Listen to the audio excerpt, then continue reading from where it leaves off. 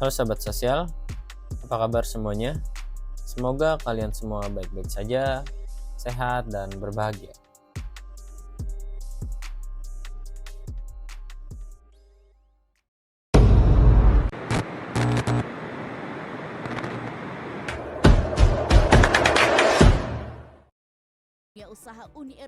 Banyak beredar berita atau informasi tentang perusahaan multinasional yang sedang mencari lahan untuk perusahaannya dengan tujuan memperluas atau expand bisnisnya di berbagai bidang, dari mulai produksi, product development, hingga marketplace-nya. Maka, mereka mencari kawasan mana yang cocok dan pantas untuk mendukung tujuan-tujuan mereka tertentu. Mereka melihat terdapat potensi di kawasan Asia Tenggara, di mana SDM-nya yang banyak, memadai, serta nilai mata uang yang masih murah. Jadi biaya produksi di Asia Tenggara terbilang lebih efisien, lebih murah, lebih ekonomis. Jelas, ini menjadi kesempatan emas bagi Indonesia. Indonesia mempunyai kualifikasi tertentu. Dengan penduduk sekitar 270 juta jiwa, Indonesia menjadi negara penduduk terbanyak di kawasan Asia Tenggara. Secara keseluruhan nih, Asia Tenggara terdapat 600 juta jiwa. Dari sini terlihat bahwa kawasan Asia Tenggara ini memiliki kekuatan besar di sumber daya manusia, apalagi Indonesia, sebagai negara yang mendominasi di Asia Tenggara. Tapi, bukan persoalan SDM aja yang menjadi pertimbangan, tetapi keadaan dan kondisi di kawasan tersebut menjadi perhatian bagi investor. Terus, gimana tuh perusahaan-perusahaan yang ingin invest di Indonesia? Mereka jadi nggak? Sejauh mana dealnya? Wah, ekonomi Indonesia bakal tumbuh dong. Sabar dulu teman-teman yang berpikir kayak gitu. Tonton dulu konten ini.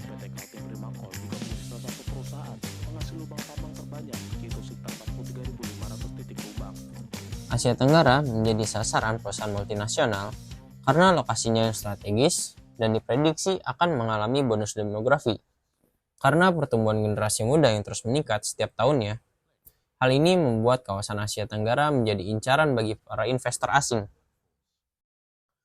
Selain itu, sudah diperkirakan bahwa dengan keadaan seperti ini, kawasan Asia Tenggara akan mengalami pertumbuhan ekonomi dalam waktu dekat. Sektor-sektor yang membuat investor tertarik terhadap kawasan ASEAN ini yaitu pariwisata, finance, asuransi, dan manufaktur. Jelas ketiga hal ini sangat berkorelasi terhadap kondisi Asia Tenggara.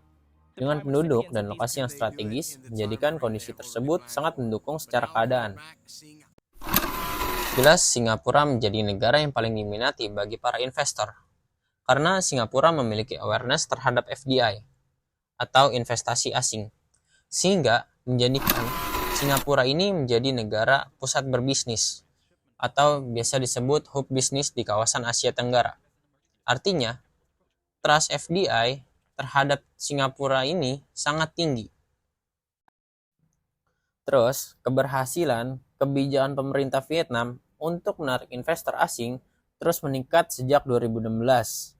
Belum lagi Malaysia, sebagai negara yang sigap dalam perkembangan teknologi AI.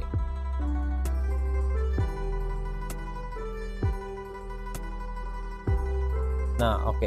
Sekarang gimana keadaan Indonesia? Indonesia memiliki 270 juta jiwa kan? Dan negara Indonesia memiliki kekayaan sumber daya alam yang sangat melimpah. Seharusnya Indonesia ini dapat betul-betul mendominasi kawasan ini, kawasan Asia Tenggara ini, karena kelebihan yang kita miliki. Tapi pada kenyataannya, yang awalnya mereka ini sangat tertarik, investor-investor tertarik untuk berinvest di Indonesia, terus ujung-ujungnya mereka ini kurang tertarik setelah mereka datang, setelah mereka observasi, setelah mereka melobi. Ada apa? Pasti kalian banyak yang bertanya-tanya kan tentang hal ini. Nah, sebetulnya tuh Indonesia tetap kebagian. Cuma kebagian lahan pemasarannya aja, lahan distribusinya aja. Karena investor asing ini menganggap Indonesia ini usia produktifnya tuh lagi melonjak, lagi meningkat. Terus sifat konsumtif masyarakat itu tinggi. Jadi usia produktif tadi bertujuan untuk konsumtif, bukan yang produktif. Kenapa kita tuh nggak kayak negara tetangga lainnya? Di Malaysia, investor buka data center di sana, Blackstone tadi. Terus belakangan ini kita kalah saing juga sama Vietnam, yang akhirnya Apple buka produksi besar-besaran di sana. Apple investasi ke Vietnam itu ratusan triliun, ke kita tuh cuma 1 T. Ya tetap sih berhasil buka lahan produksi, tapi katanya produksi aksesoris doang. Apple akan membangun pabrik di Bandung dengan fokus produksi pada aksesoris dan Hal-hal seperti ini tuh sangat disayangkan jika negara kita tuh nggak bisa menggait investor, apalagi investor semacam Apple, Google, dan Tesla. Mereka kan perusahaan raksasa. Kalau bisa, bikin mereka itu investasi besar-besaran ke negara kita. Tapi balik lagi, kita tuh harus melihat bagaimana kondisi negara kita. Kita nggak bisa mewadahi, kita nggak bisa bertanggung jawab. Investor-investor pun pasti banyak yang harus dipertimbangkan ketika mereka mau berinvestasi. Karena Indonesia ini belum prepare, makanya banyak investor-investor asing itu pada lari. Mereka lebih tertarik investasi ke negara tetangga. Padahal awalnya mereka ini lebih tertarik ke kita. Sekarang mereka lebih tertarik ke Vietnam, Malaysia, Thailand. Ya kalau Singapura mah jangan ditanya lah. Mereka jauh banget kelasnya sama kita. Dari hal-hal kayak gini tuh, kita harus sadar ya, bahwa Indonesia tuh belum siap untuk mendatangkan FDI atau investasi asing. Balik lagi semua tuh memang ya ke kebijakan pemerintah juga. Karena FDI ini tuh sangat penting untuk membangun perekonomian serta transfer knowledge.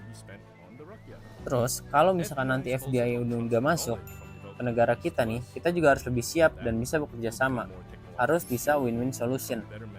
Jangan cuma jadi lahan keuntungan bagi mereka aja, kita juga harus dapat keuntungan.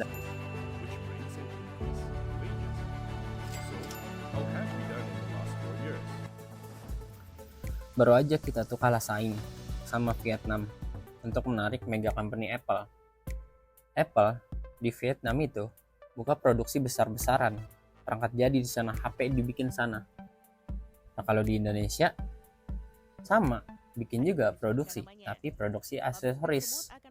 Beda, makanya di Vietnam tuh ratusan triliun, di Indonesia cuma 1 T. Kita semua itu sangat terbuka kepada apa saja, apalagi kalau itu diproduksi ke dalam negeri, karena kita ingin menciptakan lapangan kerja. Jadi kita tidak bicara high tech saja, tapi kita juga bicara mengenai labor intensif.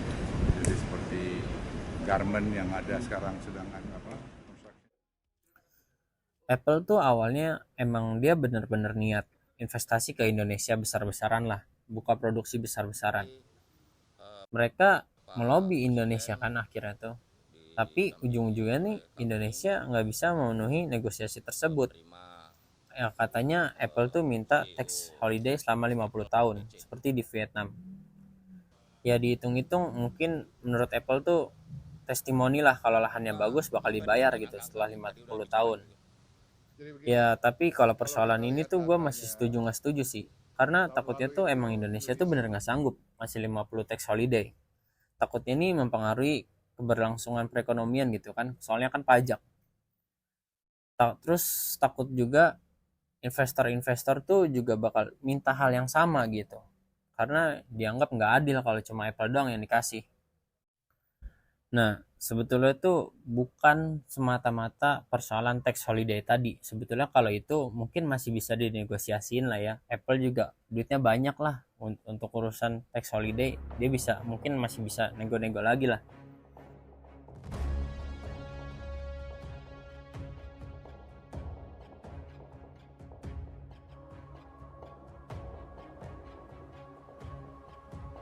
Tapi menurut gua nih, masalah terbesarnya ini ada di mana? Ada di tambang ilegal.